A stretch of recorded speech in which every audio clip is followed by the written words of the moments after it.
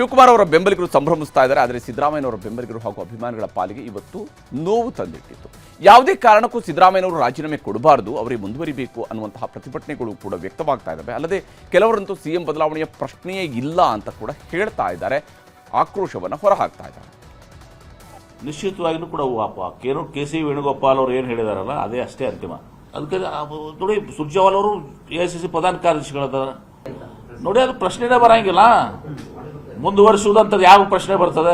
ಬದಲಾವಣೆ ಆಗ್ತಿದ್ರೆ ಪ್ರಶ್ನೆ ಬರ್ತದೆ. ನಾ ಹೇಳಿದೆ ಯಾಕಪ್ಪ ಅಂತ, ಇಲ್ಪ ಬೆಂಗಳೂರು ಡೆಲ್ಲಿಲಿ ಎಲ್ಲ ಡಿಸ್ಕಷನ್ ಆಗಿದೆ ಅಂತ ಅಷ್ಟು ಹೇಳಿದ್ರು. ಕರೆಕ್ಟ್ಲಿ ನಾನು ಹೇಳಿದೆ ಅವ್ರು ಕಂಟಿನ್ಯೂ ಆಗ್ಬೇಕಂತ. ಅವ್ರು ಆಗ್ಬೇಕಲ್ಲ, ನಮ್ಗೇನು ಗೊತ್ತು, ಅವ್ರು ಆಗ್ಬೇಕಲ್ಲ.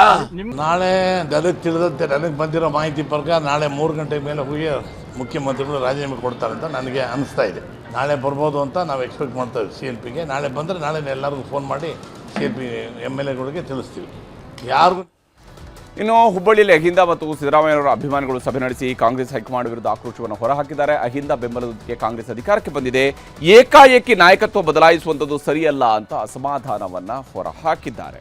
ಇನ್ನು ಸಿದ್ದರಾಮಯ್ಯನವರ ರಾಜೀನಾಮೆಯನ್ನು ವಿರೋಧಿಸಿ AICC ಅಧ್ಯಕ್ಷರ ತವರು ಜಿಲ್ಲೆ ಕಲಬುರಗಿಯಲ್ಲಿ ಸಿದ್ದರಾಮಯ್ಯನವರ ಪರವಾದಂತಹ ಹೋರಾಟ ಶುರುವಾಗಿದೆ. ನಾಳೆ ಕಲಬುರಗಿಯಲ್ಲಿ ಕರ್ನಾಟಕ ಪ್ರದೇಶ ಕುರುಬಗೊಂಡ ಸಂಘದಿಂದ ಹೋರಾಟಕ್ಕೆ ಕರೆ ನೀಡಲಾಗಿದೆ. ಹಾಗೆಯೇ ಮಂಡ್ಯದಲ್ಲಿ ಪ್ರಗತಿಪರರು ಮತ್ತು ದಲಿತ ಸಂಘಟನೆಗಳು ದಲಿತ ವ್ಯಕ್ತಿಗೆ ಮುಖ್ಯಮಂತ್ರಿ ಸ್ಥಾನ ಕೊಡಬೇಕು ಅಂತ ಪಂಜಿನ ಮೆರವಣಿಗೆಯನ್ನು ನಡೆಸಿದ್ದಾರೆ. ಸಂಜೆ ವೃತ್ತದಲ್ಲಿ ಪಂಜು ಹಿಡಿದು ಅಂಬೇಡ್ಕರ್ಗೆ ಜೈಕಾರವನ್ನು ಕೂಗಿದ್ದಾರೆ. ರಾಜ್ಯ ಕಾಂಗ್ರೆಸ್ನಲ್ಲಿ ಸಿಎಂ ಕುರ್ಚಿ ಬದಲಾವಣೆಯ ಬಗ್ಗೆ ನಡೀತಾ ಇರುವಂತಹ ಎಲ್ಲ ಬೆಳವಣಿಗೆಗಳ ಬಗ್ಗೆ ಬಿಜೆಪಿ ಮತ್ತು JDS ನಾಯಕರು ವ್ಯಂಗ್ಯವಾಡಿದ್ದಾರೆ.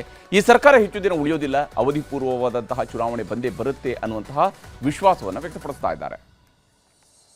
ನೇತೃತ್ವದ ಕಾಂಗ್ರೆಸ್ ಸರ್ಕಾರ ಕಳೆದ 3 ವರ್ಷದಲ್ಲಿ ಉತ್ತಮ ಆಡಳಿತವನ್ನ ಕೊಡೋದ್ರಲ್ಲಿ ವಿಫಲ ಆಗಿದೆ ಅನ್ನೋದನ್ನ ಕಾಂಗ್ರೆಸ್ ಪಕ್ಷದ ಹೈಕಮಾಂಡ್ ಇವತ್ತು ಅನುಮೋದಿಸಿದೆ. ಕೊನೆಗೂ ಮುಖ್ಯಮಂತ್ರಿ ರಾಜೀನಾಮೆ ತೆಗೆದುಕೊಳ್ಬೇಕು ಅನ್ನೋ ನಿರ್ಧಾರವನ್ನ ತೆಗೆದುಕೊಂಡಿರುವಂತದ್ದು. ಕರ್ನಾಟಕ ರಾಜ್ಯದಲ್ಲೂ ಕೂಡ ಕಾಂಗ್ರೆಸ್ ಅವನತಿಗೆ ಹೋಗ್ತಾ ಇದೆ. ಇದು ಸ್ಪಷ್ಟವಾಗಿ ಮುನ್ಸೂಚನೆ ಅಂತ ಹೇಳೋದಕ್ಕೆ ನಾನು ಇಚ್ಛೆ ಪಡ್ತೇನೆ.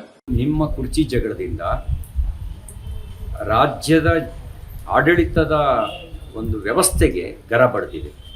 ಕುರ್ಚಿ ಜಗಳ ಬಂದ್ ಮಾಡಿ, ನೀವು ಯಾರೇ ಮುಖ್ಯಮಂತ್ರಿ ಆದರೂ ಕೂಡ ಪರಿಸ್ಥಿತಿಯನ್ನು ಬದಲಾಯಿಸ್ತೀರಿ ಅನ್ನುವಂಥ ವಿಶ್ವಾಸ ಇವತ್ತು ಉಳಿಸ್ಕೊಂಡಿಲ್ಲ.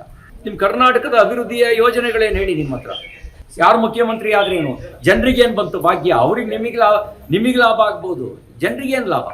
ಈ ಆನೆ 24 ತಿಂಗಳುಗಳು ಬೇಕಂತೆ ಮರಿ ಹಾಕ್ಲಿಕ್ಕೆ. ಅದೇ ಭವಿಷ್ಯ ದೊಡ್ಡ ಭವಿಷ್ಯ, ಅದು ಮರಿ ಹಾಕದಂಗೆ ಕಾಣ್ತದೆ. DK ಶಿವಕುಮಾರ್ ಅವರು ಮುಖ್ಯಮಂತ್ರಿ ಆಗ್ತಾರೆ ಅಂತಕ್ಕಂಥ ಸುದ್ದಿಯೂ ಕೂಡ ಬರ್ತಾ ಇದೆ. ಅವರಾದ್ರೆ ನನಗೇನು ನೋವಿಲ್ಲ. ಅದೇ ನನಗಿರ್ತಕ್ಕಂಥ ನೋವೇನಂದ್ರೆ, ಕರ್ನಾಟಕದಲ್ಲಿ ದಲಿತರನ್ನು ವೋಟ್ ಬ್ಯಾಂಕ್ ಮಾಡ್ಕೊಂಡು ಇವತ್ತು ಮಾಡ್ತೀವಿ, ನಾಳೆ ಮಾಡ್ತೀವಿ, ಇನ್ನೊಂದು ಚುನಾವಣೆ ಬಂದ್ರೆ ಮಾಡ್ತೀವಿ ಅನ್ಕೊಂಡು ದಲಿತರನ್ನ ಮುಖ್ಯಮಂತ್ರಿ ಮಾಡ್ತೀವಿ ಅಂತ ಹೇಳಿ ವಂಚನೆ ಮಾಡಿಬಿಟ್ರಲ್ಲ ಕಾಂಗ್ರೆಸ್. ಇದು ನೋವಿದೆ ನನಗೆ. ಸಿದ್ದರಾಮಯ್ಯನವರು ಹಳೆಯ ಹುಲಿ, ಯಾವಾಗ ಯಾವ ಆಟ ಆಡ್ತಾರೋ ಗೊತ್ತಿಲ್ಲ. ಅವ್ರು ರಾಜೀನಾಮೆ ಕೊಡುವ ಅನ್ಕೊಂಡು ರಾಜೀನಾಮೆ ಕೊಡ್ತಾರೆ ಅಂತ ಗ್ಯಾರಂಟಿ ಇಲ್ಲ. ಮತ್ತು ಇದು ಅವರ ಪಕ್ಷದ ಆಂತರಿಕ ವಿಚಾರ. ಅದಕ್ಕಾಗಿ ಭಾರತೀಯ ಜನತಾ ಪಾರ್ಟಿ ಅಥವಾ ನಾವು ಇದರಲ್ಲಿ ಮಾಡುವಂಥದ್ದು ಬಹಳ ಇಲ್ಲ. ನಾವು ಒಂದೇ ಹೇಳಬೇಕು, ನೀವು ಜನರ ಕೆಲಸ ಮಾಡೋದಕ್ಕೆ ನಿಮ್ಮನ್ನ 135 ಸೀಟ್ ಆಯ್ಕೆ ಮಾಡಿದ್ದಾರೆ. ಜನರ ಕೆಲಸ ಮಾಡಿ. ಜನರ ಕೆಲಸ ಮರೆತು ಬರೀ ಕುರ್ಚಿಗಾಗಿ ಕಾದಾಟ ಮಾಡ್ತಾ ಇದ್ದೀರಿ. ಯಾರು ಯಾವ ಮಂತ್ರಿ ಆಗಬೇಕು, ಯಾರು ಉಪಮುಖ್ಯಮಂತ್ರಿ ಆಗಬೇಕು, ಇದನ್ನೇ ಕಾದಾಟ ಮಾಡ್ತಾ ಇದ್ದೀರಿ. ಇದು ಬಿಟ್ಬಿಡಿ, ಜನರ ನೋವನ್ನು ಆಲಿಸಿ ಅನ್ನುವಂಥ ಆಗ್ರಹ ನಮ್ದು.